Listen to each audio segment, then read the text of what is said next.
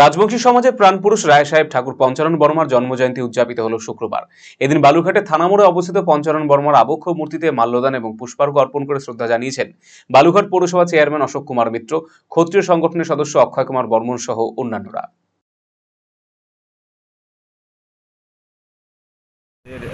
রাজবংশী সমাজের প্রাণপুরুষ তথা আমাদের গর্ব রায় সাহেব পঞ্চানন বর্মার জন্মদিবস।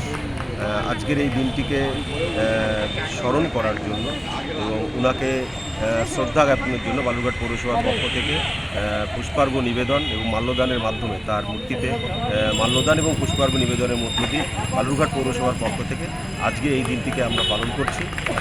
সেখানে বালুরঘাট পৌরসভার সকল এমসিআইসিগণ, কাউন্সিলরগণ এবং পৌরসভার সমস্ত আধিকারিকগণকে নিয়ে এবং কর্মী আমাদের যারা পৌরসভার স্টাফ রয়েছে এবং শুধু নাগরিক যারা রয়েছে, এলাকাবাসী যারা রয়েছে, সকলের উপস্থিতির মধ্য দিয়ে রায় সাহেব পঞ্চানন বর্মার যে জন্মদিন সেই দিনটিকে আমরা মহাসমারোহে উদযাপন। উল্লেখ্য, মূলত ব্রিটিশ শাসনাধীন আমলে রাজবংশীদের অধিকার এবং দাবি দেওয়া নিয়ে ব্যাপক আন্দোলন গড়ে তুলেছিলেন পঞ্চানন বর্মা। আন্দোলনের মধ্য দিয়ে রাজবংশী জাতিদের প্রতিষ্ঠা করেছিলেন তিনি। তাই আজও পঞ্চানন বর্মাকে তাদের আইকন বলে মনে করছেন রাজবংশী সমাজের মানুষেরা। আমাদের মনীষী রায় সাহেব পঞ্চানন বর্মা আমাদের রাজবংশী সমাজের গৌরব। সেই জন্য আমরা ক্ষত্রিয় সংগঠন থেকে এখানে আমরা সমাবেত হয়েছি। বাবা রায় সাহেব পঞ্চানন বর্মান আমরা বরণ করবার জন্য এসেছি।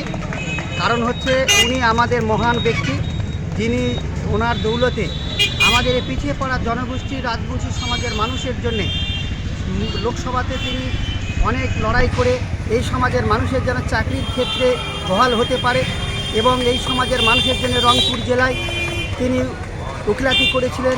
পরবর্তীকালে এই সমাজের মানুষের জন্য ছাত্রাবাস নির্মাণ করেছিলেন।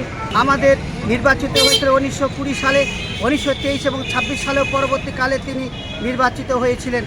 হওয়ার পরে আমাদের সমাজের মানুষের জন্য আজীবন পর্যন্ত তিনি অক্লান্ত পরিশ্রম করেছেন। সেই কারণে আমরা আজকে বালুরঘাট থানার সামনে রায় সাহেব পঞ্চানন বর্মার মূর্তিতে মাল্যদান করবার জন্যে আমাদের ক্ষত্রিয় সংগঠন থেকে এখানে আমরা হাজির হয়েছি।